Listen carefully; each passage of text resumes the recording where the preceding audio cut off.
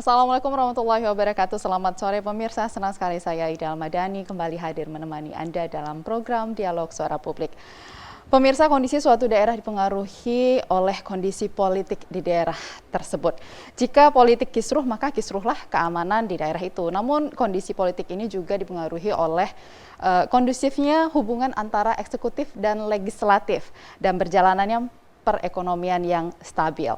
Nah, meskipun beberapa waktu kemarin Aceh terjadi sedikit gejolak gangguan keamanan bersenjata api di beberapa titik seperti Aceh Barat, Pidi, dan juga Aceh Timur, namun Polda Aceh menjamin kondisi Aceh masih dalam keadaan aman dan kondusif. Nah, tentunya kondisi ini terus harus dipertahankan di tengah riak perpolitikan dan jalannya pemerintahan yang tidak luput menuai kritik.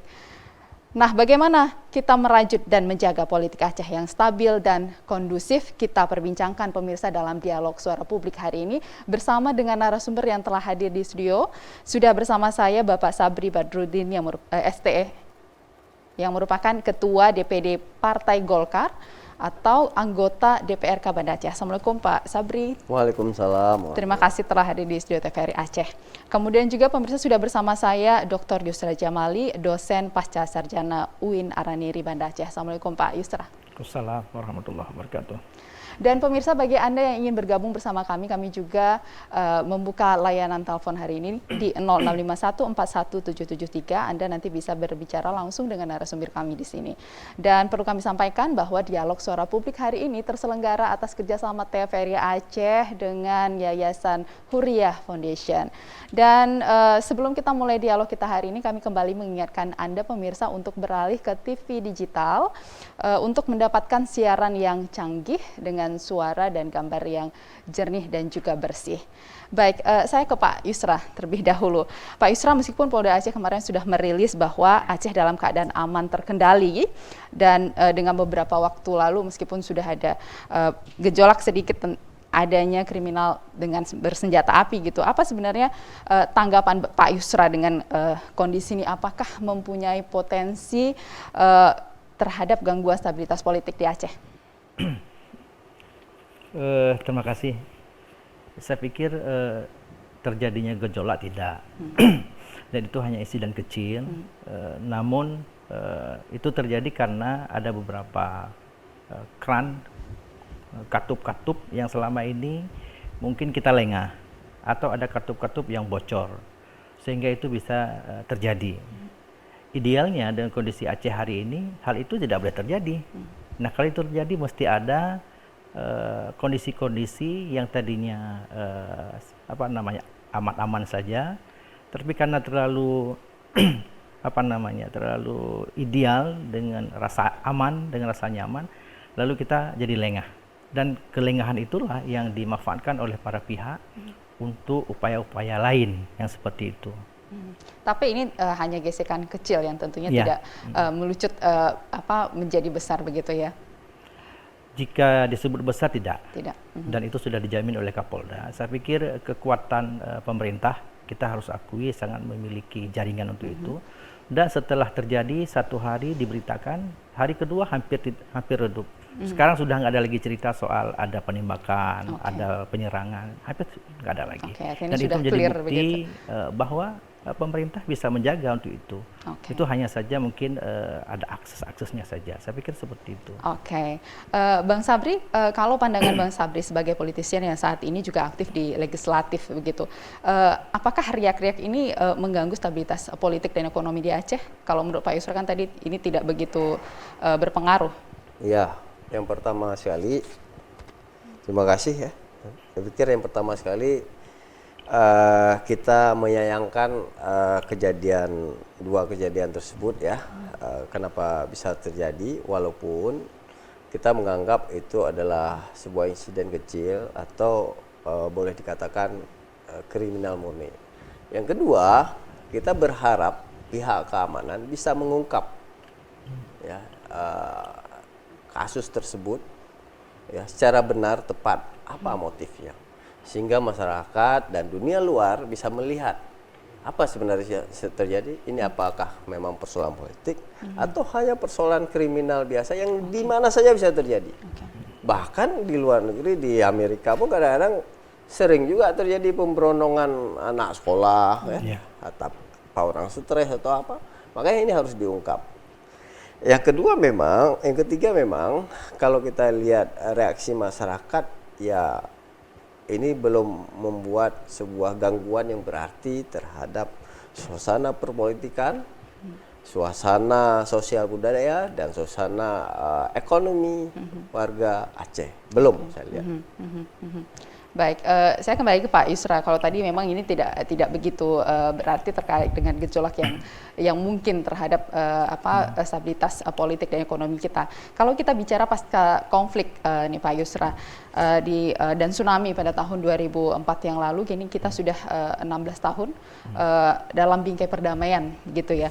Nah, kita tahu damai adalah cara satu untuk memulihkan ekonomi dan juga tentunya ini resiko konfliknya terus dijaga gitu ya. Nah, untuk melihat pertumbuhan ekonomi yang saat ini bisa dibilang lambat dan bahkan tidak merambat sama sekali untuk mensejahterakan rakyat begitu ya, karena kita masih dalam posisi pertama provinsi termiskin di Sumatera begitu. Artinya ini menjadi satu masalah yang harusnya ini merupakan concern pemerintah untuk menyelesaikan. Nah, persoalan ini apakah salah satu kondisi yang bisa memicu konflik akan terjadi kembali di Aceh? Hampir dapat dipastikan bahwa konflik itu terjadi karena tidak mendapatkan rasa berkeadilan. Kemudian ada rasa terzalimi. Nah, oleh karena itu faktor ekonomi itu menjadi penentu. Jika ini tidak kita jaga, tidak kita rawat, atau hak masyarakat atau kebutuhan masyarakat tidak dapat kita penuhi, sangat berpeluang konflik itu akan terjadi. Dan itu pengalaman-pengalaman di semua daerah seperti itu. Artinya persoalan kemiskinan ini adalah persoalan yang krusial. Yang harusnya memang ini menjadi concern pemerintah untuk terus diselesaikan, karena sebenarnya persoalan yang paling mendasar di Aceh itu adalah kemiskinan akibat kurangnya lapangan kerja gitu ya, adanya pengangguran gitu. Jadi ini yang mungkin yang perlu diselesaikan. Kalau pandangan Pak Yusra? Saya pikir begini, terkait dengan pengangguran atau kemiskinan, tidak hanya serta-merta jadi beban pemerintah, tidak. Kelemahannya di kita, dunia usaha tidak berkembang. Nah, itu termasuk resiko kita berada di ujung, sehingga ekspansi pabrik kita tidak bisa kita dirikan, karena memang akses konsumen kita sangat terbatas. Nah, dan itu wajar, dimanapun daerah yang berada di ujung itu umumnya miskin, disebut perbatasan terluar, terdalam, dan sebagainya. Nah, tapi kita tidak boleh terlena dengan itu. Kita banyak sumber yang mungkin bisa kita optimalkan. Hari ini banyak sumber yang belum dapat kita optimalkan, termasuk harga barang, kemudian hasil alam itu sangat tidak terkendali, rendah sekali harganya karena kita berada di ujung, semua harus dibawa ke tempat yang lain, dan kita nggak ada produksi. Jadi kita di sini resikonya adalah menjual barang mentah, harganya sangat murah, dan standar kemiskinan yang di kita itu adalah standar yang tidak sama dengan daerah-daerah yang lain. Di Aceh standar ukur tidak punya kamar mandi, tidak punya WC, itu disebut miskin.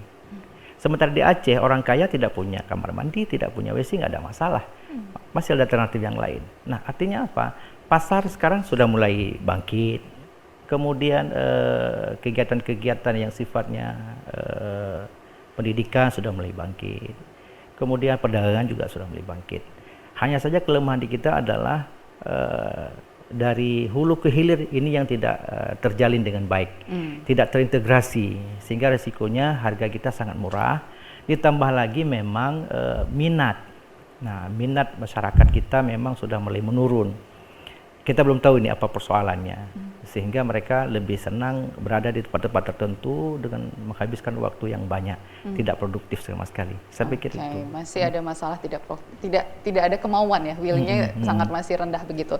Baik, Bang Sabri sebagai legislatif yang saat ini aktif ya, tentunya pihak legislatif dan eksekutif ini punya peran yang sangat penting begitu ya untuk mengatasi persoalan yang krusial seperti kemiskinan tadi, dan di sini tentunya ada pengaruh terkait dengan kondusifnya politik dan ekonomi kita begitu. Nah, apa yang bisa dilakukan pihak legislatif dan juga eksekutif di sini?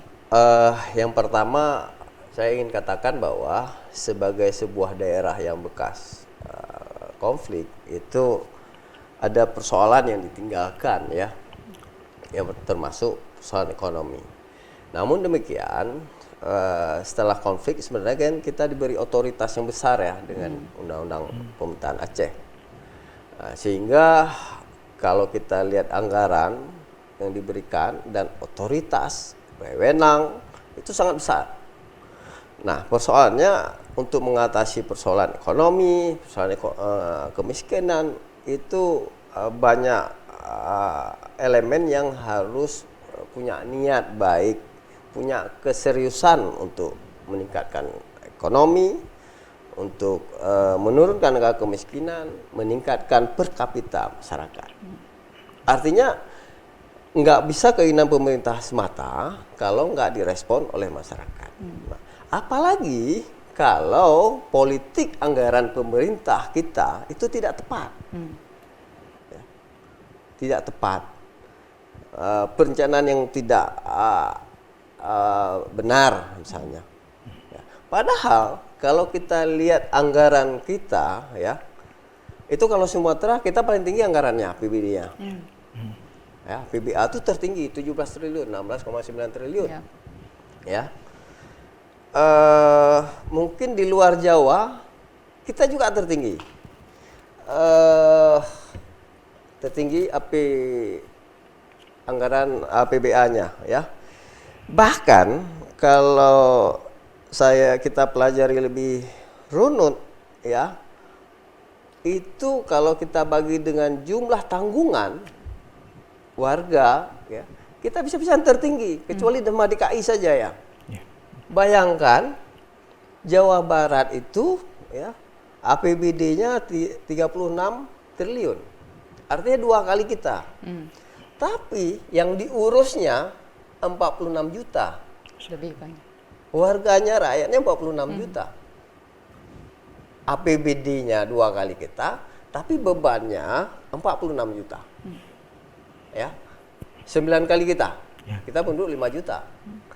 Kemudian Jawa Tengah, APBD-nya 26 triliun.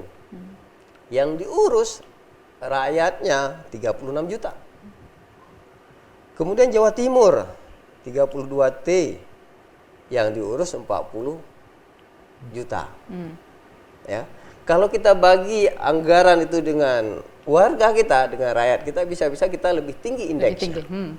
Per orang. Nah, pertanyaan besarnya kok bisa kita nggak mampu mengelola itu dengan baik? Why dengan Aceh ini kan gitu. Nah, oleh karenanya saya pikir, hemat saya, masih ada yang belum terencana secara baik ya. Saya belum tahu, belum melihat misalnya anggaran otsus ya, yang begitu besar, yang direncanakan dari awal ya selama misalnya 20 tahun misalnya dengan prediksi anggaran sekian.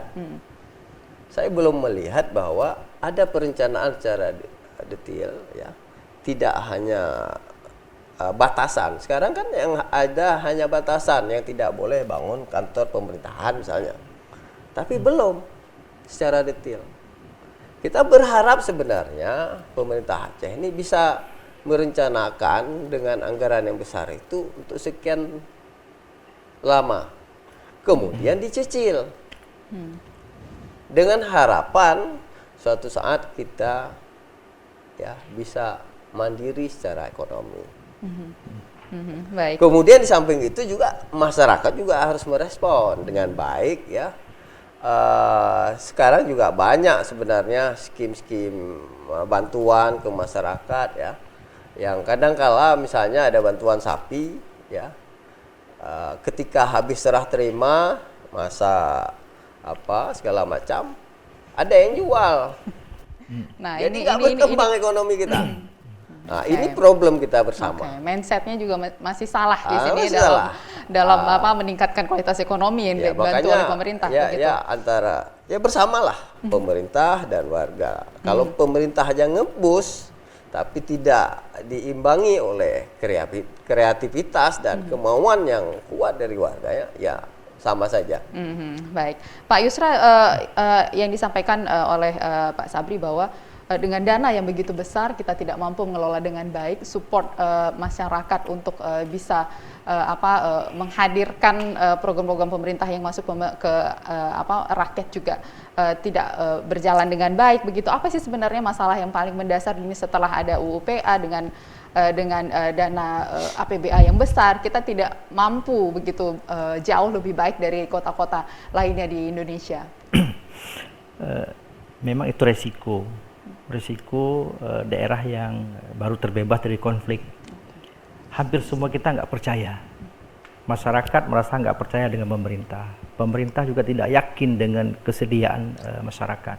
Masyarakat juga tidak begitu percaya dengan dunia usaha. Ini yang belum tersambung dengan baik. Nah, saya pikir pemerintah harus memulai untuk itu. Misalnya dengan program-program yang memihak kepada masyarakat. Ini harus dimunculkan. Tetapi dalam perjalanannya, programnya bagus, tiba-tiba pelaksanaannya kurang bagus. Programnya bagus, dilaksanakan dengan bagus, tetapi penerima manfaatnya tidak tepat. Nah, ini yang nggak tersinkron dengan baik. Nah, apa yang mesti kita lakukan dengan kondisi seperti ini?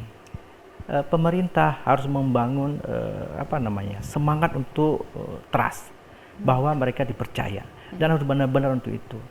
Nah, selama ini yang kita lihat program yang disusun bagus di awal perencanaan, namun dalam perjalanan itu biasanya bergeser. Di sana ada titipan, di sana ada pesanan, di sana ada sponsor, di sana ada ini, ada itu, banyak sekali. Sehingga para pelaksana di level dinas, satker dan sebagainya tidak bisa menampung semuanya. Dan ini biasanya hanya melaksanakan apa yang sudah tersedia. Persoalan dapat diterima, persoalan dapat bermanfaat, itu soal nanti. Yang penting ini dapat kita selesaikan. Nah, kalau itu semangatnya, maka hal ini akan terulang lagi. Maka saya menyarankan pemerintah memulai ini di pilot project namanya. Siapkan pilot project, apapun namanya, yang basisnya masyarakat, manfaatnya bisa diterima oleh masyarakat, dan itu diawasi, dikelola, dan itu harus diulang-ulang, bertahun-tahun harus dijaga. Kalau kita nggak jaga, fungsinya beralih fungsi. Ketika beralih fungsi, maka risikonya kita tidak mungkin mengembalikannya lagi.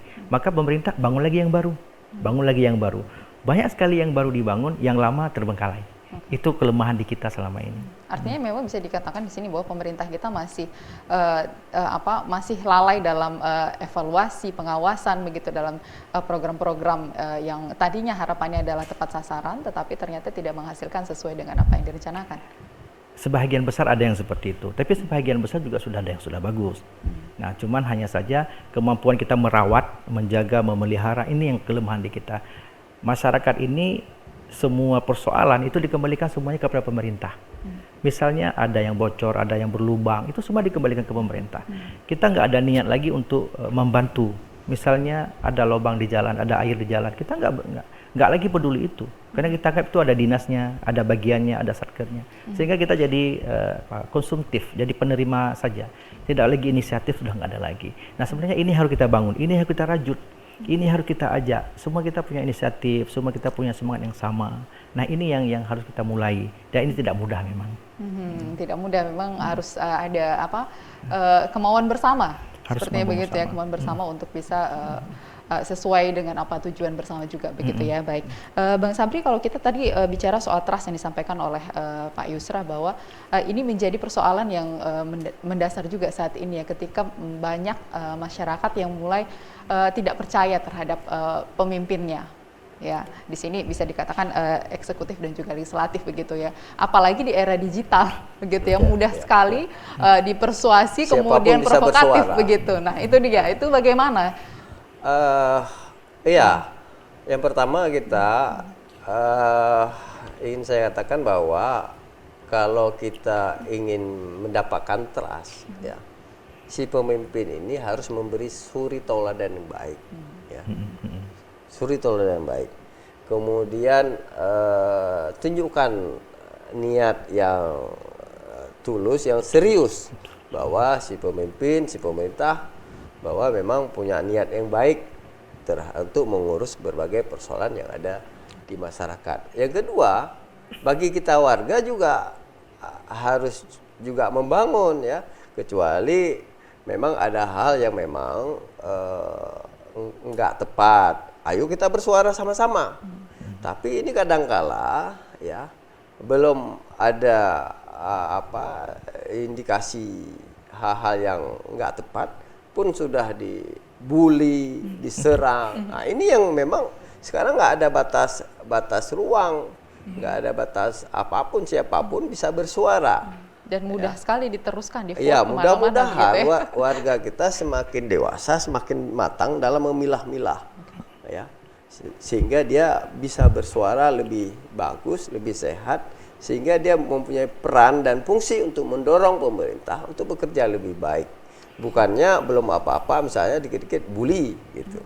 Nah, walaupun kadang-kala kita butuh itu, pemerintah harus dikritik ketika memang ada yang melenceng. Tapi kasih ruang dan waktu buat pemerintah untuk berbuat lebih baik bagi warganya. Oke, dan kemudian bagaimana pemerintah membangun trust ini nanti kita sambung lagi ya Pak. Setelah yang satu ini, pemirsa jangan kemana-mana, tetap bersama kami di Dialog Suara Publik.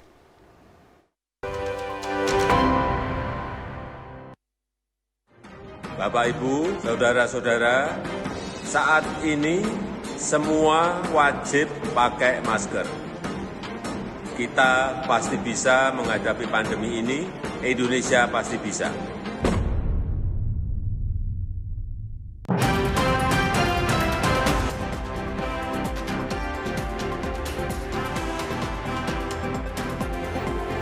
Kami selalu menghadirkan informasi terkini, terdepan, terpercaya, dan selalu berimbang.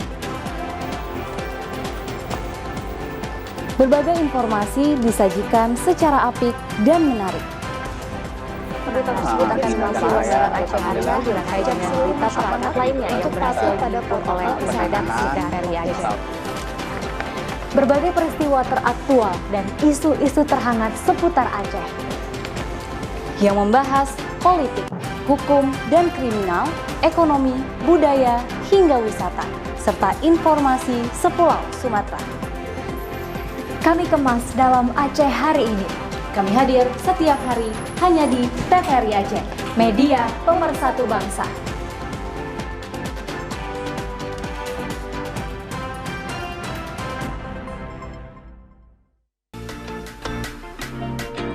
Pandemi COVID-19 masih belum berakhir.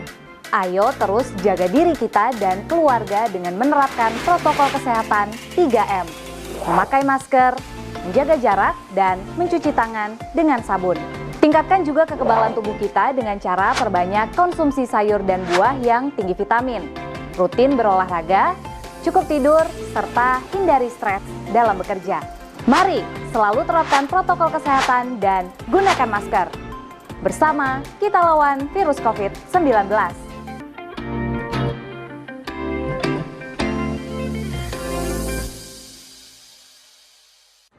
Bapak, Ibu, saudara-saudara, saat ini semua wajib pakai masker.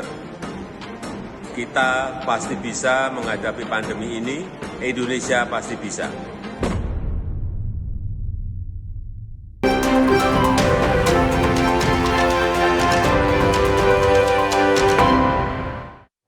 Ya, terima kasih pemirsa, Anda masih bersama kami di Dialog Suara Publik, dan kembali kami mengajak Anda untuk migrasi ke televisi digital untuk mendapatkan siaran dengan gambar dan suara yang canggih, jernih, dan juga bersih.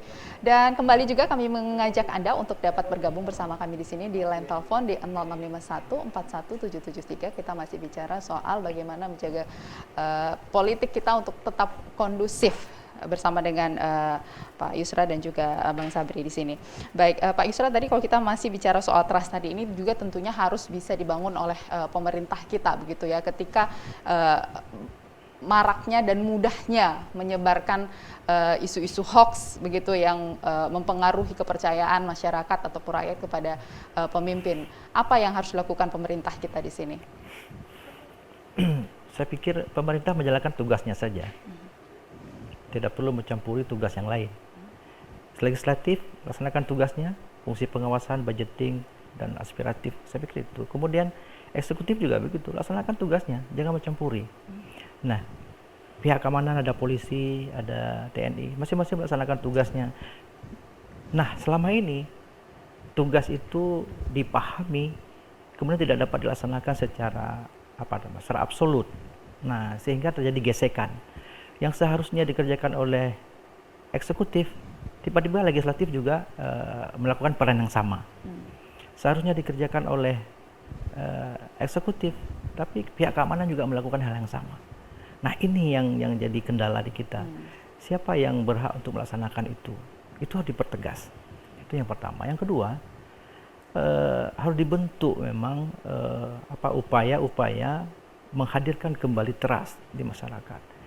Selama ini siapapun boleh melakukan apa saja yang selama ini tidak terkawal dengan baik.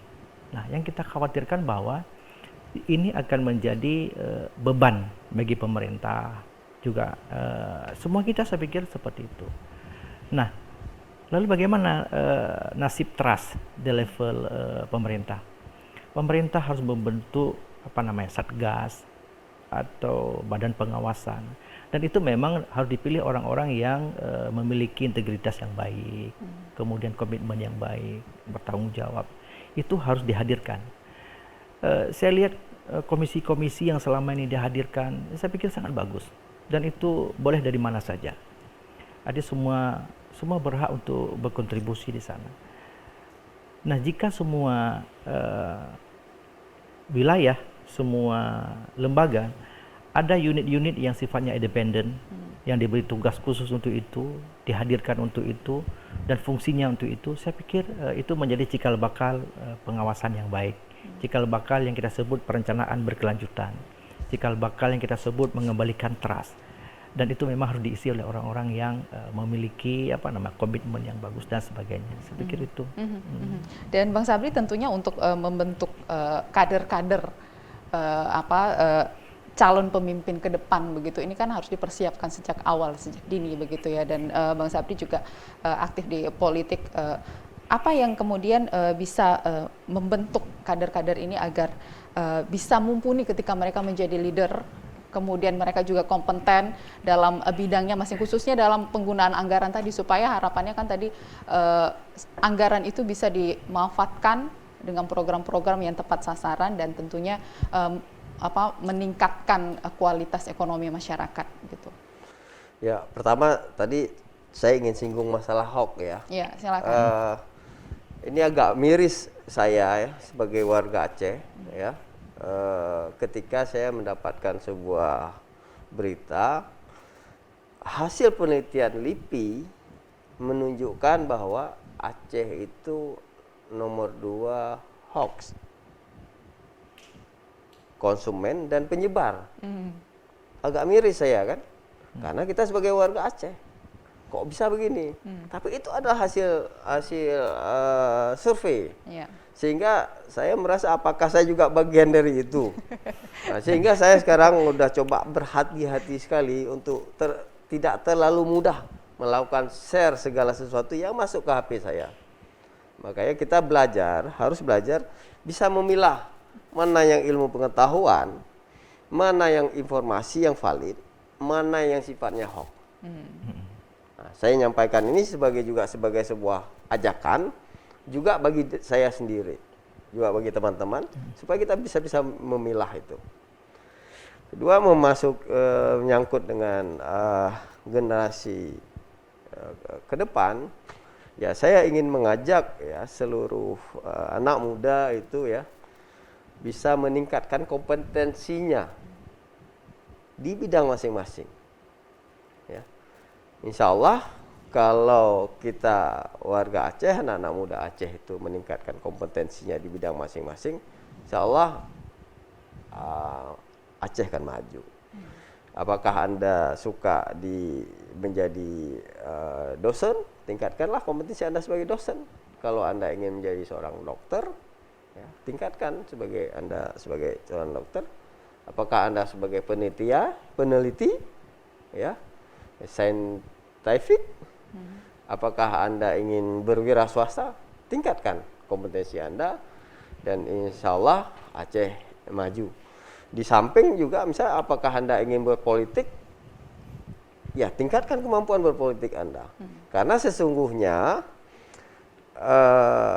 kondisi bangsa, kondisi daerah ini juga sangat dipengaruhi oleh suasana politik.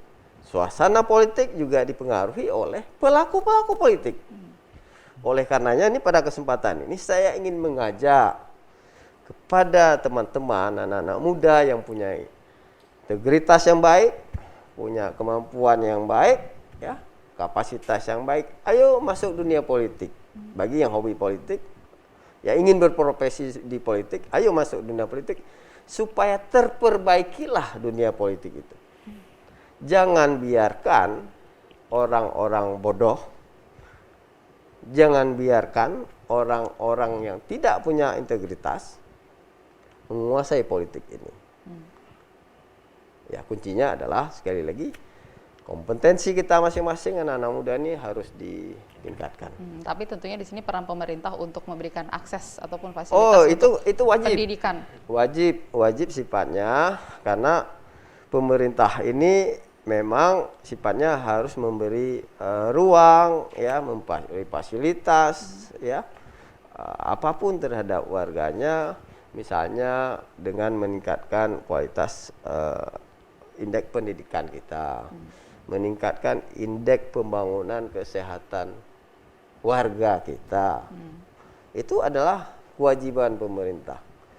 Meningkatkan ruang, ya, untuk membangun iklim dunia usaha sehingga berkembanglah dunia usaha, terbukalah lapangan kerja. Itu dengan apa? Dengan anggaran pemerintah. Jadi APBA, APBK itu mendorong dan memberi stimulus kepada warganya yang ingin berusaha atau apapun namanya, bertani kah. Jadi pemerintah memberi fasilitas tersebut, membangun irigasi yang cukup, membangun waduk-waduk yang mumpuni sehingga pertanian di Aceh bisa bangkit. Itu misalnya itu. Ya, baik.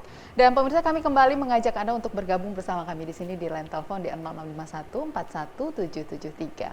Baik, Pak Yusra, kalau kita bicara soal Aceh, akses untuk ke Aceh ini masih ada yang menilai kita tuh masih tertutup begitu ya, sehingga masalah investasi yang kemarin juga dan sekarang mungkin masih rame begitu ya, di mana kita ditunda terus untuk MOU-nya begitu. Artinya memang terbuka untuk bisa mengundang investor, kemudian memudahkan kita untuk bisa seperti tadi lapangan kerja tersedia, kemudian kualitas SDM kita juga yang siap untuk menghadapi ini harus lebih baik lagi begitu. Apa yang bisa dilakukan di sini untuk mengatasi persoalan-persoalan yang seperti ini? Prinsipnya banyak hal yang harus jadi pertimbangan, dan ketika ada satu program gagal, itu juga banyak hal yang menjadi pertimbangan.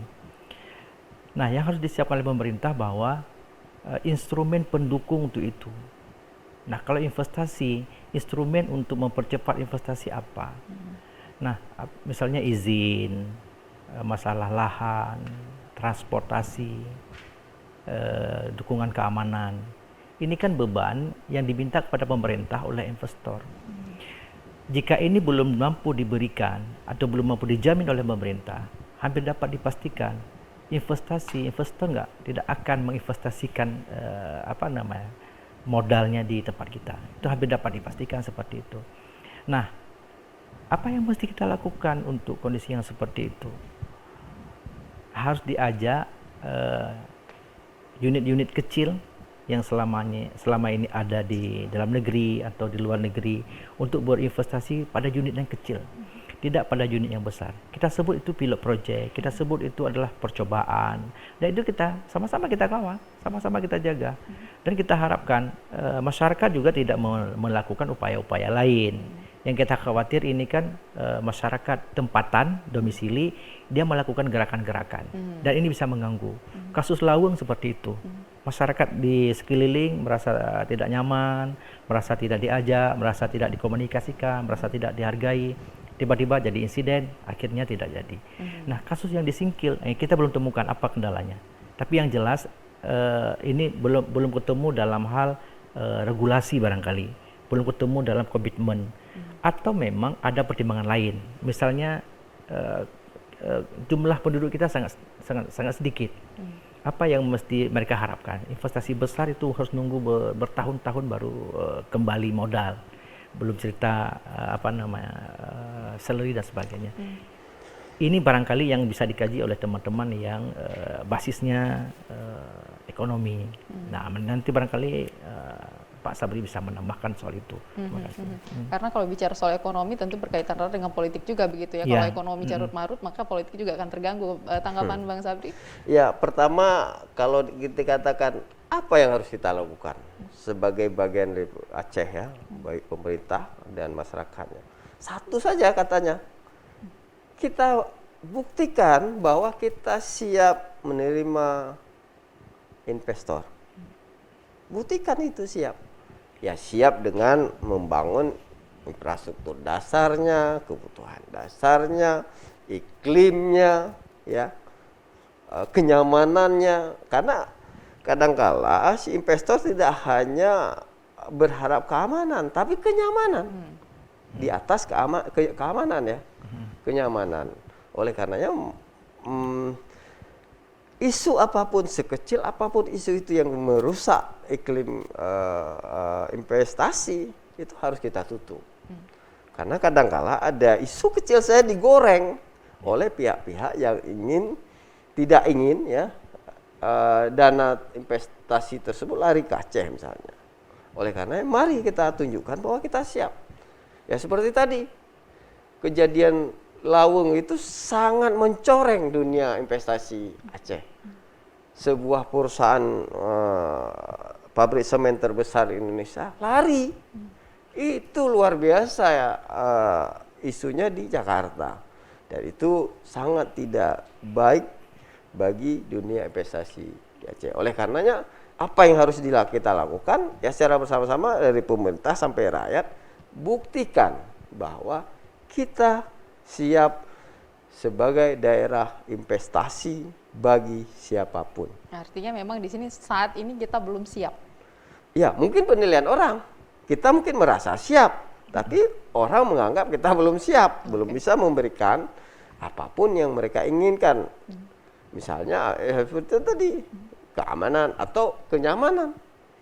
Atau infrastruktur dasar lain segala macam, ketersediaan energi, macam-macam. Tapi kalau dari kebijakan pemerintah untuk perizinan misalnya seperti itu, apakah ini masih menjadi satu persoalan? Itu juga masih bahan diskusi oleh teman-teman investor, bahwa kita kadangkala masih dianggap masih belum terlalu simple, ya. Masih dianggap masih bertele-tele dalam persoalan perizinan yang harus didapat oleh teman-teman investor tersebut. Oke, artinya memang masyarakat harus siap, pemerintah juga harus lebih siap lagi. Ya, tentunya pemerintah harus mengevaluasi ya. Baik, kalau Pak Yusra melihat evaluasi dari pemerintah saat ini kan sudah beberapa kali terjadi begitu. Apakah ada evaluasi yang berjalan di sini untuk perbaikan atau tidak? Mestinya pemerintah harus melakukan itu dan sifatnya segera, tidak boleh menunggu dan sebagainya. Ini harus segera dievaluasi bertahap, di mana kelemahannya. ada nggak potensi ada pihak yang bermain, ada pihak yang tidak rela kalau investasinya ke Aceh, atau emang ada yang lain? Itu sebenarnya ini banyak sekali pemainnya, karena menghadirkan investasi yang begitu besar, semua orang merasa kepingin. Jangan-jangan ada interest dari pihak yang lain, ada daerah lain juga mau. Nah, idealnya hari ini pemerintah berbicara soal itu. Di mana sih kelemahannya? Lalu kita sebagai masyarakat apa yang mesti kita berikan? Nah, apakah kita buat surat dukungan atau apapun namanya? Nah, kendalanya adalah pemerintah belum bersuara soal itu, belum memberi respon terhadap itu, sehingga berita ini kan jadi terus bergulir. Kita saling menyalahkan, jangan-jangan ini, jangan-jangan ini, jangan-jangan itu. Nah, sebagai pelaksana pemerintahan itu harus direspon dan disampaikan kepada publik bahwa ada kendala satu, ada kendala dua. Jangan-jangan bukan gagal, tetapi hanya ditunda saja. Mungkin akan dilaksanakan bulan depan atau bisa jadi 2 bulan kemudian. Sangat mungkin itu akan dilakukan ulang. Oke, komunikasi publik pemerintah harus juga perbaiki begitu ya, agar masyarakat tahu apa sebenarnya yang terjadi. Idealnya seperti itu. Idealnya seperti itu, baik. Dan pemirsa, kami kembali mengundang Anda untuk dapat bergabung bersama kami di sini di line telepon di 0651 41773. Kami menunggu Anda untuk berbincang langsung bersama dengan narasumber kami di sini. Baik, kalau kita bicara soal merajut politik yang kondusif ya saat ini, apalagi nanti menjelang 2024 begitu. Saat ini kan sudah mulai ya muncul satu persatu begitu. Kalau kita melihat apa sebenarnya yang harus dijaga dan strategi apa yang harus dilakukan begitu untuk menjaga kondisi ini tetap kondusif begitu, dari Pak Yusra mungkin bisa menjelaskan lebih awal. Harapan caranya saya pikir sederhana. Yang pertama, pemerintah menunjukkan niat baik sebagai dukungan dalam melaksanakan roda pemerintahan. Nah, kemudian lembaga-lembaga lain juga melakukan hal yang sama. Nah, ini harus ada gerakan bersama. Pemerintah harus ada gerakan bersama, kemudian di masyarakat, eksekutif, yudikatif, pertahanan, semua melakukan hal yang sama. Yang jadi kendala di kita adalah tidak ada core yang dibangun oleh pemerintah secara bersama-sama, Musbidah plus apa yang kita mau. Misalnya selama ini COVID, apa core-nya? Apa yang kita ingin goalkan? Nah, ini yang belum ada suara. Misalnya memberi kenyamanan kepada semua warga. Core itu kita bangun. Lalu semua kita berperan untuk itu. Semua menuju ke sana. Nah, saya pikir ini yang belum. Core Aceh ini mau dibawa kemana? Atau mau jadi apa Aceh ini ke depan? Lalu di mana peran kita? Di tangga mana kita boleh berhenti? Kemudian di sudut mana kita boleh bercerita soal ini? Ini yang belum. Nah, maka kami menyarankan agar pemerintah bisa duduk satu meja, semua elemen diajak, semua masyarakat dipastikan ada perwakilannya, lalu disebut apa yang kita mau. Itu untuk mengembalikan trust. Nah, kemudian kembalikan hak masyarakat. Nah, hak masyarakat dikembalikan. Apapun yang jadi hak masyarakat dikembalikan. Hak untuk mendapatkan pendidikan, hak mendapatkan tempat tinggal, hak mendapatkan akses informasi, hak untuk mendapatkan pelayanan yang baik. Semua harus dikembalikan. Nah, apakah masyarakat mendapatkan itu sekarang ini? Nah, ini kan menjadi pertanyaan besar. Jika belum, kembalikan. Nah, kemudian masyarakat juga harus memberi kesempatan kepada pemerintah untuk melaksanakan tugasnya. Jangan diadili sebelum melaksanakan, atau jangan dihakimi baru setengah perjalanan. Berikan waktu. Pemerintah minta waktu, mau 1 tahun, mau 2 tahun, agar masyarakat tidak buru-buru.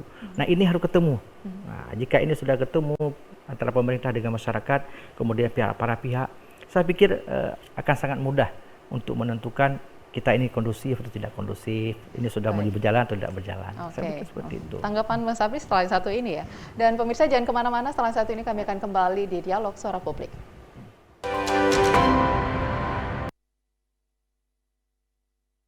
Saudara-saudara, saat ini semua wajib pakai masker. Kita pasti bisa menghadapi pandemi ini, Indonesia pasti bisa.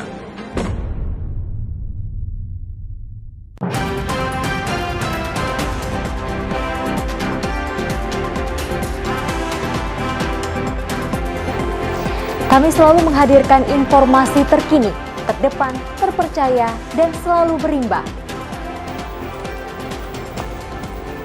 Berbagai informasi disajikan secara apik dan menarik.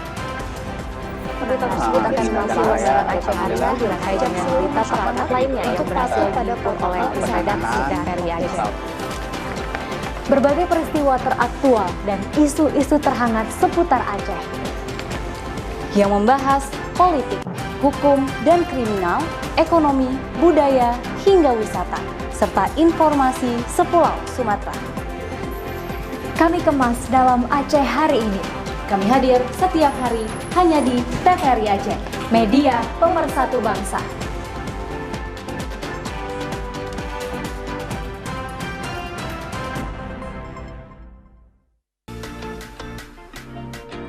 Pandemi COVID-19 masih belum berakhir. Ayo terus jaga diri kita dan keluarga dengan menerapkan protokol kesehatan 3M. Memakai masker, menjaga jarak, dan mencuci tangan dengan sabun. Tingkatkan juga kekebalan tubuh kita dengan cara perbanyak konsumsi sayur dan buah yang tinggi vitamin. Rutin berolahraga, cukup tidur, serta hindari stres dalam bekerja. Mari selalu terapkan protokol kesehatan dan gunakan masker. Bersama kita lawan virus COVID-19.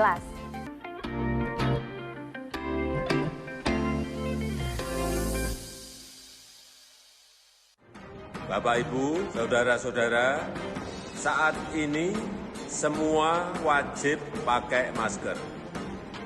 Kita pasti bisa menghadapi pandemi ini, Indonesia pasti bisa.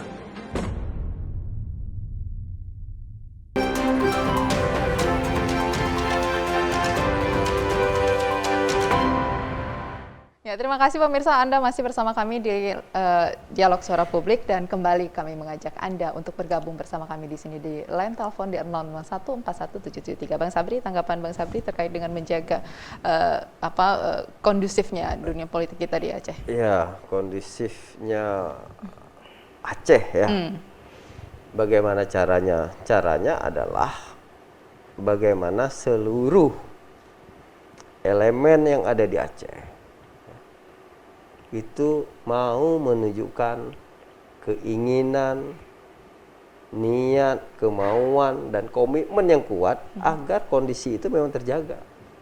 Tentu sesuai tupoksinya masing-masing, ya, agar tidak tercederai suasana tersebut. Pemerintah tentu harus melaksanakan tugas dan fungsinya dengan baik untuk mendeliverkan warganya untuk ke jenjang lebih sejahtera. Begitu juga warganya. Intinya bagaimana kita semua ini yang ada di Aceh itu punya niat yang baik, ya, political will yang baik untuk agar kondisi kondisif itu tetap terjaga. Oke. Dan kalau kita sedikit singgung ini, besok akan ada pertemuan seluruh ulama di Aceh begitu yang mengangkat tema terkait dengan perbaikan politik di Aceh begitu ya.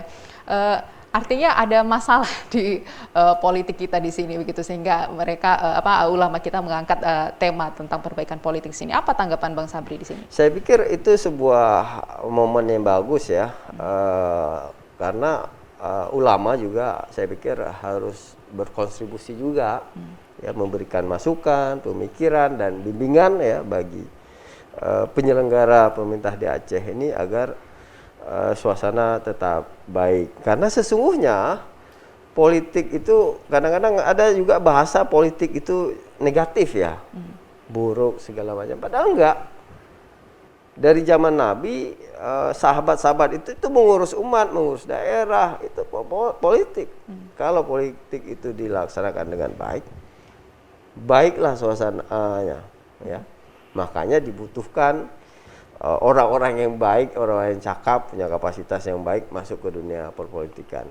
Peran ulama juga tidak boleh dipisahkan ya. Kadang-kadang kita memisahkan ini politik dan agama, padahal politik juga harus punya guidance, dan agama bisa mengguidance perpolitikan kita. Kalau dia mempunyai nilai-nilai agama yang baik, mungkin dia akan melakoni proses profesi politik dia dengan baik. Oke, artinya Oleh ini karenanya adalah hal yang baik begitu ya. Saya menyambut positif dan memberi apresiasi pertemuan ulama tersebut dengan harapan bisa menghasilkan keputusan-keputusan, rekomendasi-rekomendasi yang baik untuk kemajuan, untuk kebaikan Aceh ke depan. Baik, kalau tanggapan Pak Yusra, kalau kita lihat ini memang seakan-akan kelihatan tadi kalau Pak Yusra katakan sebenarnya kita harus punya goal yang sama begitu, bekerja sama untuk mendapatkan goal yang sama. Ini kalau kita lihat pemerintah jalan sendiri, legislatif jalan sendiri, kemudian muncul lagi ulama yang saat ini sudah mungkin terkesan ini kok udah ke politik begitu, meskipun tadi Bang Sabri mengatakan ini adalah hal yang baik ulama masuk ke dunia politik kita. Nah, tanggapan Pak Yusra? Saya menyambut baik pertemuan ulama se-Aceh. Saya pikir itu bukan insidental, bukan ada sebab lalu dia berakibat, tidak. Itu memang sudah rutin, kegiatan rutin yang dilakukan oleh ulama dalam rangka memberi kontribusi kepada semua pihak. Karena pemikiran-pemikiran yang dihasilkan oleh ulama itu bisa disampaikan kepada semua pihak dan umumnya saran itu diterima.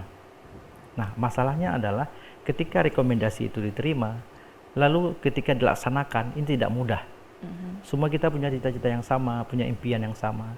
Tetapi ketika melaksanakan itu butuh waktu, butuh perjuangan, dan kita harus bertarung habis-habisan. Nah, sekarang harus ada pihak yang untuk itu. Apakah ulama hadir sekarang menjadi petarung untuk bisa menggolkan itu, atau siapa yang dititipkan? Nah, dugaan saya adalah ulama hari ini hadir untuk merespon kondisi kita, dan itu menjadi bagian daripada kekhususan ulama dalam berkontribusi dalam pembangunan. Nah, yang saya khawatirkan adalah ulama tidak mampu menghadirkan rekomendasi yang terbaik. Nah, jika ini terjadi, maka kegiatan itu akan sia-sia. Dan dugaan saya, jika tidak mampu menghadirkan rekomendasi, saran, atau terobosan, atau program yang terbaik, maka itu insidental. Nah, saya hampir dapat memastikan bahwa kegiatan inilah kegiatan yang sudah direncanakan dari awal. Sudah direncanakan. Dan ini sudah dilakukan bertahap di level kecamatan barangkali, kemudian di kabupaten. Hari ini berkumpul di sini untuk menggolkan satu program. Apa yang akan kita sebut? Apa yang akan kita jadikan core bersama? Goal apa yang kita ingin dapatkan? Inilah yang akan kita dorong pemerintah nantinya agar melaksanakan sesuatu, melaksanakan ini, melaksanakan itu. Dan hampir dapat dipastikan kegiatan atau program yang didukung oleh ulama hampir dapat dilaksanakan dengan baik. Hanya saja ulama tidak menyebut diri. Tidak menyebut diri itu kami yang laksanakan, itu kami enggak. Itu saja. Saya pikir itulah qanaahnya ulama. Nah, kemudian saya ingin respon, saya sepakat apa yang disampaikan Pak Sabri.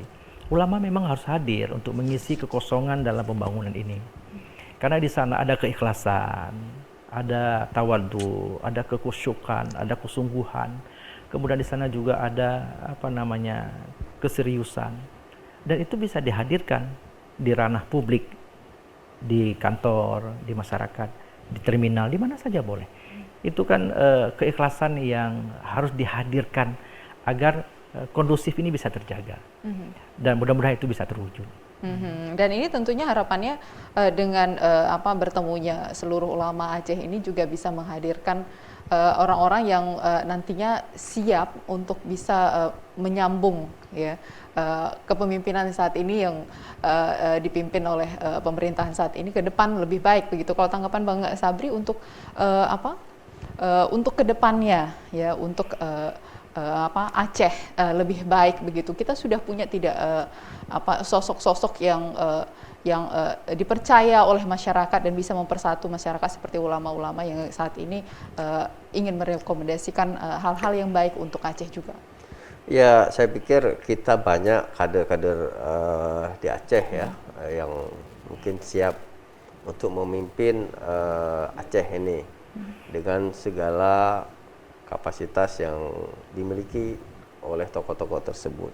Nah, sekarang tinggal masyarakat saja ya kemampuan masyarakat dalam memilih, memilah, ya, menilai siapa sosok yang terbaik. Ya, itu tergantung masyarakat. Makanya masyarakat saya pikir harus melek lah. Harus melek politik track ya, untuk recordnya melihat apa, kira-kira kalau si A memimpin mau bawa kemana Aceh, si B bagaimana, ya semuanya harus dinilai dengan baik oleh masyarakat, ya.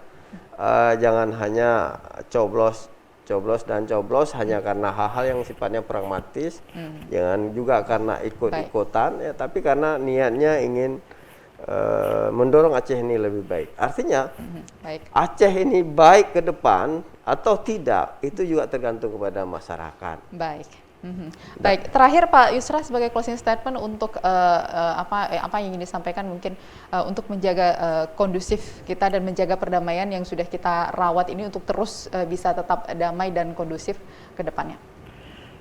Yang pertama, semua kita melaksanakan tugas kita sesuai fungsi dan beban yang diberikan. Itu yang pertama, dimanapun posisi kita, apapun pekerjaan kita. Yang kedua, kita harus memulai memberi kepercayaan kepada semua pihak. Kita harus memulai percaya kepada pemerintah, percaya kepada eksekutif, percaya kepada yudikatif, percaya kepada dunia usaha. Semua harus kita percaya di kesempatan pertama, kecuali mereka membuat kecurangan. Nah, kemudian pemerintah harus memberi akses kepada masyarakat untuk memenuhi haknya, sekurang-kurangnya hak dasar. Hak untuk mendapatkan pangan, hak untuk mendapatkan sandang, hak untuk mendapatkan pendidikan, hak sosial, hak berinteraksi, hak mendapatkan akses, itu harus diberikan. Nah, instrumen ini harus dibentuk, harus disiapkan, agar masyarakat lebih mudah mendapatkan akses, dan itu membangun trust. Dan itu akan membangun kepercayaan kepada pemerintah. Nah, jika ini bisa dilaksanakan, kami yakin dan percaya damai ini akan terus berlanjut. Kita juga akan lebih nyaman dengan kondisi yang sekarang ini, dan itu akan menumbuhkan semangat, kesempatan bekerja, tingkat pendidikan, dan semua akan diisi oleh kita-kita nantinya pada waktunya. Baik, terima kasih Bang Sabri dan juga Pak Yusra atas waktunya di Dialog Suara Publik hari ini. Dan pemirsa, demikian tadi perbincangan kita dalam Dialog Suara Publik. Mari kita terus jaga perdamaian kita untuk pembangunan Aceh lebih baik. Dan akhirnya saya Ida Almadani beserta kru bertugas mengucapkan terima kasih atas kebersamaan Anda, dan kami sampaikan sekali lagi bahwa Dialog Suara Publik hari ini terselenggara atas kerjasama TVRI Aceh dengan Yayasan Huriah Foundation. Akhirnya, sampai jumpa. Assalamualaikum warahmatullahi wabarakatuh.